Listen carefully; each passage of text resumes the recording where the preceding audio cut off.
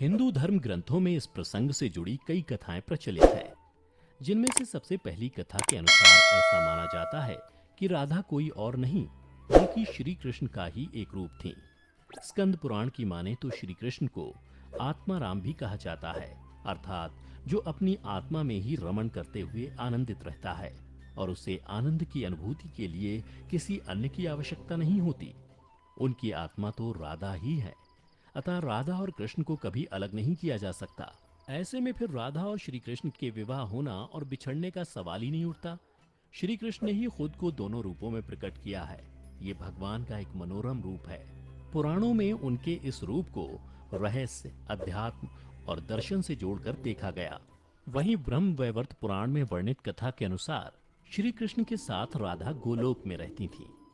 एक बार उनकी अनुपस्थिति में श्री कृष्ण अपनी दूसरी पत्नी विरजा के साथ घूम रहे थे। तभी राधा आ गई। वे विरजा पर नाराज होकर वहां से चली गईं। श्री कृष्ण के सेवक और मित्र श्रीदामा को राधा का यह व्यवहार ठीक नहीं लगा और वे राधा को भला बुरा कहने लगे। राधा ने क्रोधित होकर श्रीदामा को अगले जन्म में शंखचूड़ नामक राक्षस बनने का श्राप दिया। इस पर श्रीदामा ने भी उनको पृथ्वी लोक पर मनुष्य रूप में जन्म लेकर 100 वर्ष तक कृष्ण विछोह का श्राप दे दिया। राधा को जब श्राप मिला था तब श्री कृष्ण ने उनसे कहा था कि तुम्हारा मनुष्य रूप में जन्म तो होगा, लेकिन तुम सदैव मेरे पास रहोगी। यही कारण था कि राधा और श्री कृष्ण का बचपन में विछोह हो गया था। जबकि रामचरितमानस के बालकांड के अनुसार एक बार विष्णु जी ने नारद जी के साथ छल किया था। उन्हें खुद का स्वरूप देने के बजाय वानर का स्वरूप दे दिया था। इस कारण वे लक्ष्मी जी के स्वयंवर में हंसी का पात्र बन गए और उनके मन में लक्ष्मी जी से विवाह करने की अभिलाषा ही रह गई थी। नारद जी को जब इस छल का पता चला तो वे क्रोधित होकर वैकुंठ पहुंचे और भगवान को बहुत भला बुरा कहा और उन्हें पत्नी वियोग का श्राप दे दिया।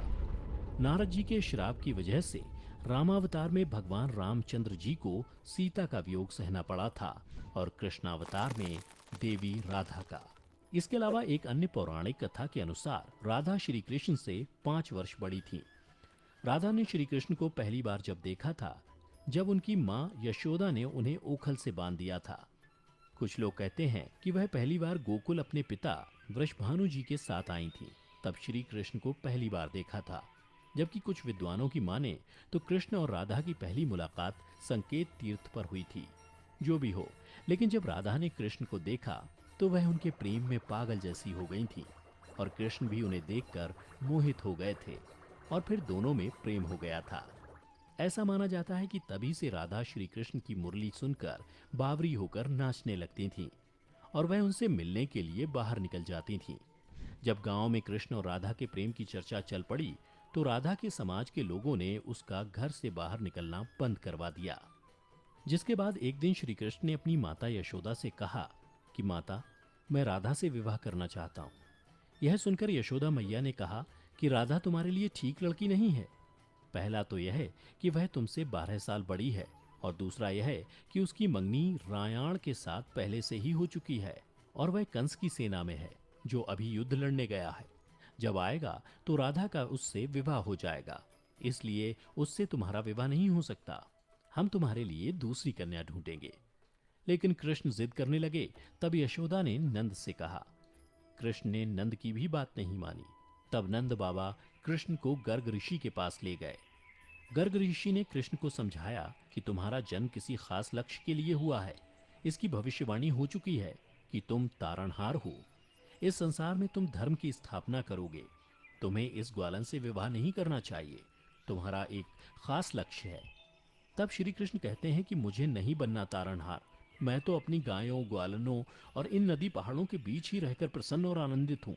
और यदि मुझे धर्म की स्थापना करनी है तो क्या मैं इस अधर्म के साथ शुरुआत करूं कि जो मुझे चाहती है और जिसे मैं प्रेम करता हूं उसे छोड़ दूं? यह तो न्याय नहीं है। गर्ग मुनि हर तरह से समझाते हैं, लेकिन कृष्ण नहीं समझते हैं। तब गर्ग मुनि उन्हें एकांत में यह रहस्य बता देते हैं कि तुम यशोदा और नंद के पुत्र नहीं, देवकी और वासुदेव के पुत्र हो और तुम्हारे माता पिता को कंस ने कारागार में डाल रखा है। यह सुनकर श्री कृष्ण कुछ भी कहने की स्थिति में नहीं रहे और फिर उन्होंने कहा, कृपया मेरे बारे में कुछ और बताइए। तब गर्ग मुनि ने कहा कि नारद ने तुम्हें पहचान लिया है और तुमने अपने सभी गुणों को प्रकट कर दिया है। तुम्हारे जो लक्षण इस ओर संकेत करते हैं कि तुम ही वह महापुरुष हो जिसके बारे में ऋषि मुनि चर्चा करते हुए आ रहे हैं। यह सुनकर श्री कृष्ण चुपचाप उठे और गोवर्धन पर्वत की सबसे ऊंची चोटी पर जाकर अकेले आकाश को देखने लगे। बस वे वहीं दिन भर रहे और सूर्यास्त के समय ज्ञान को उपलब्ध हो गए। वहीं से उनकी दशा और दिशा बदल गई। फिर उसके बाद श्री कृष्ण कंस के बुलावे पर वृंदावन छोड़कर मथुरा चले गए और इधर राधा का विवाह यशोदा के भाई रायाण से हो गया। मित्रों, इसलिए भगवान कृष्ण ने कहा कि राधा तो मेरी आत्मा है, भले ऐसे में मैं उससे विवाह करूं या ना करूं, इससे क्या फर्क पड़ता है। विवाह के बाद भी राधा का ना तो मेरे प्रति स्नेह कम हुआ और ना ही मेरा राधा के प्रति। इसलिए मित्रों, अगर आप भी किसी से प्रेम करते हैं और आपकी उससे शादी नहीं होती है तो निराश ना हो, बल्कि उसके प्रेम को अपने मन में हमेशा के लिए याद रखें।